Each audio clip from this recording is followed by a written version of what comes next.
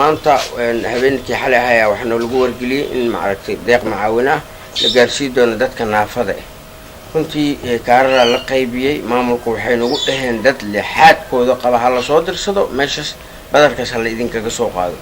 qof walbana dana haysato oo maxaa la jira ama ma haysto qof lixaadkiisa qaba oo halkaas u aado waxa laga yaabaa inuusan heli karin qofka dadka naafada ah nin walba wixiisa asaga kaarkiisa inta qaata meesha tagay meesha markaan tagnayna waxaa inoo soo baxday xaaladda meesha taallo inaan anaga wax ku qaadan karin oo anagoo fadhino oo dad naafe ah dad lixaadkooda qaba laga deynaya albaabada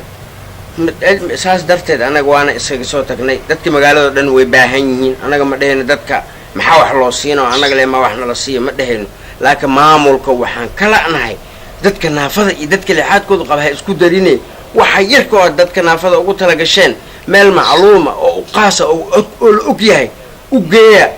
ayaa laga leeyahay maamulka way ka biidideen weligoodna dadka naafada saanay u dhibaan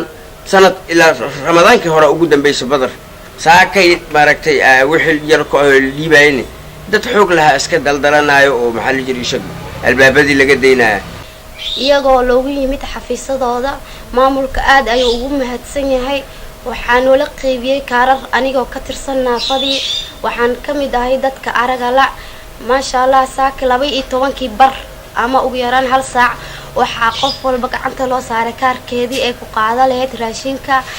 balse nasiib daro waxaa dhacday meeshii markii noogala dhaqaajiyay in nala dhaho degma laga bixinaa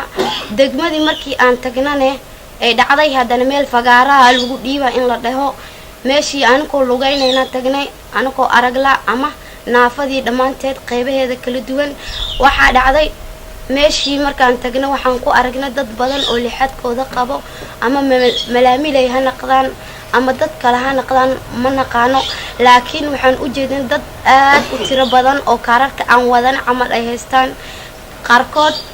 ay haystaan maqarar ama ay jirto sheekada xoog iyo lixaad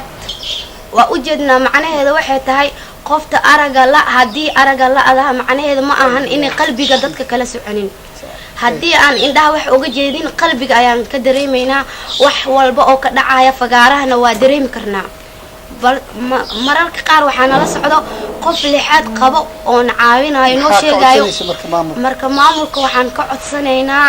in kanaafa ahaanteena hadday ahaa lahaayeen jisas ama indhool waxay leeyihiin xafiiso u gooniya marka waxaan jeclaadayn in xafiisyadeena noogula keeno si nidaam ah aan wax ku helno ananka ma galno xoogsato